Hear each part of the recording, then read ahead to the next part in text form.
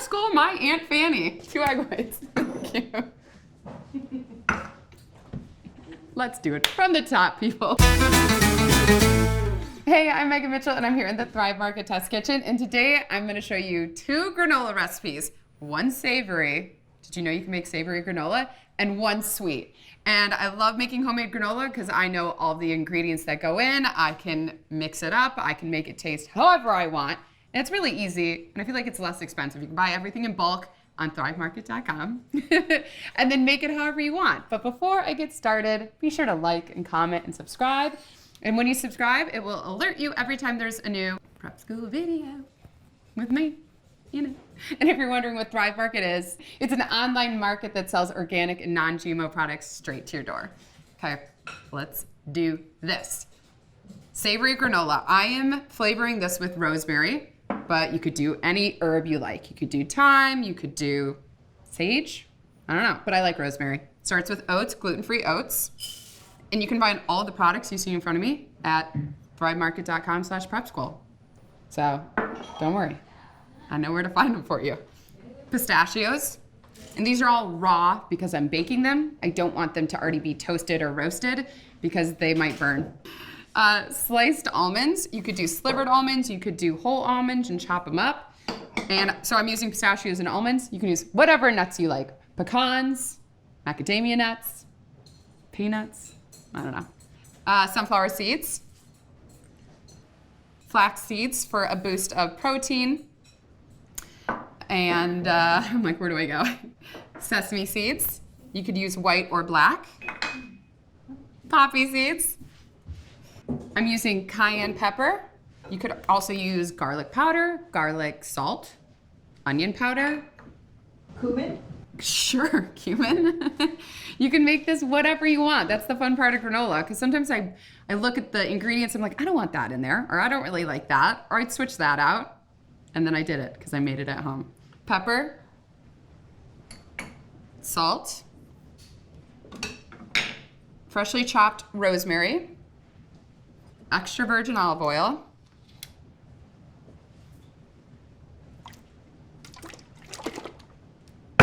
extra virgin olive oil, a couple tablespoons. 2 egg whites. This just acts like a binder and keeps everything together. If you don't add the egg whites, it kind of just looks like birdseed. So this keeps it together. It keeps it in little chunks. 1 in. And I'm just cracking it in another bowl in case I get any shell. I don't want to fish. Honestly, if there was shell in there, I wouldn't be able to see it. So I just want to crack it in the side bowl so I can see if there's any shell. Because that flaxseed looks like shell. Add that in.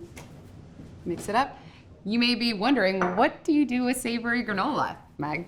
Why do I want to make that? I actually have a delicious butternut squash soup recipe that I put it on top, or any soup you could add it to. You could put it over plain, unsweetened yogurt with a poached egg, maybe harissa. Just mix this up real good. You want everything incorporated. Delicious. Sheet tray. I have my oven preheated to 350 degrees.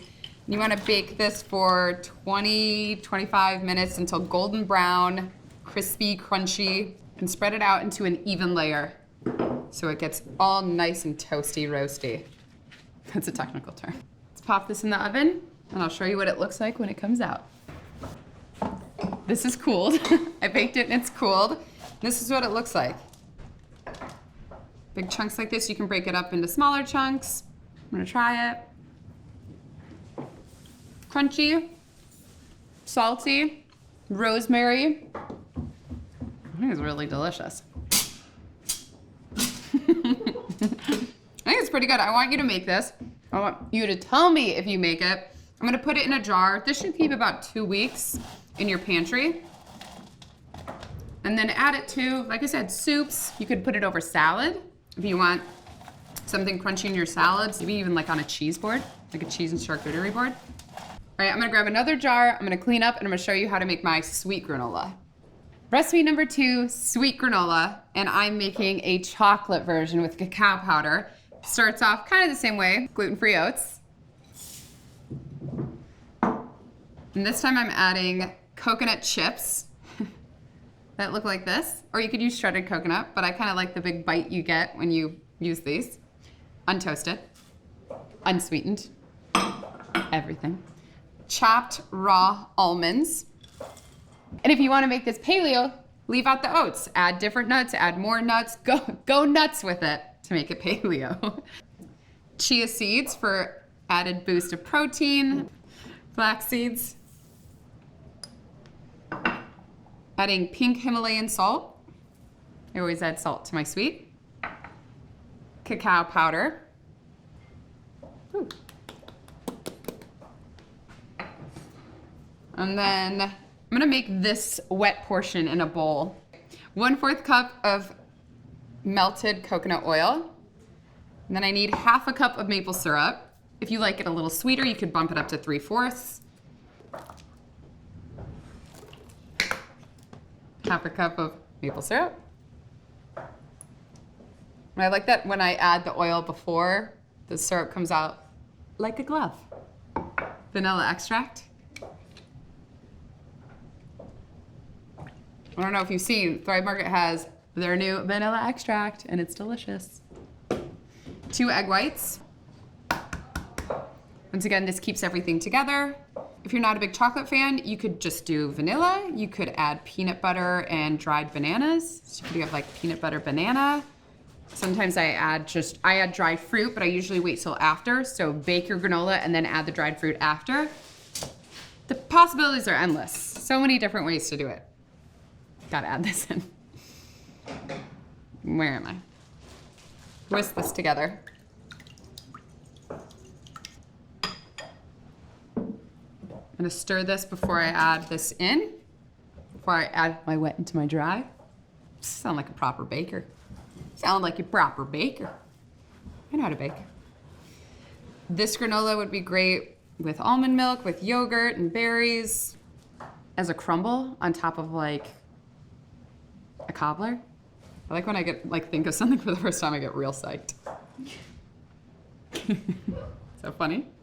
All right, add the wet into the dry.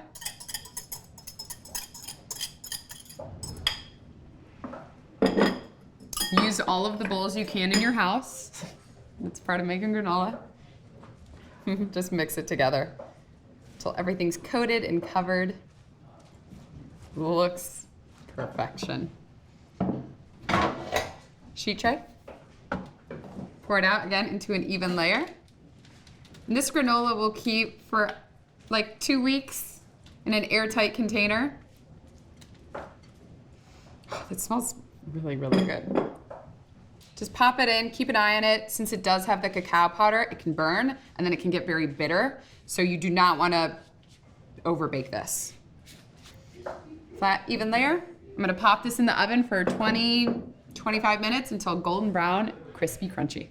I mean, look at that. Trying it so you can hear it. My mic's here and my mic's there. I don't know where to go. It's crunchy.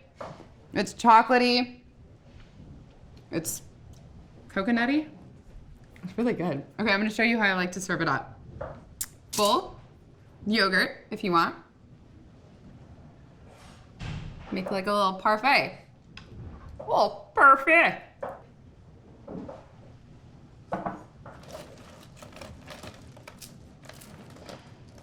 And I'm gonna sprinkle it over.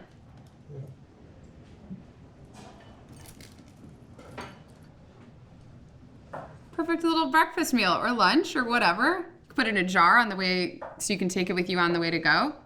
On the way to go? On the way to go where, Meg? That was a weird way to word that. I hope you make these granolas. I hope you try the savory and I hope you try the sweet. Let me know which one you like better. You can find all the products that I used at thrivemarket.com/prepschool. Happy cooking. Make them. Let me know. Bye.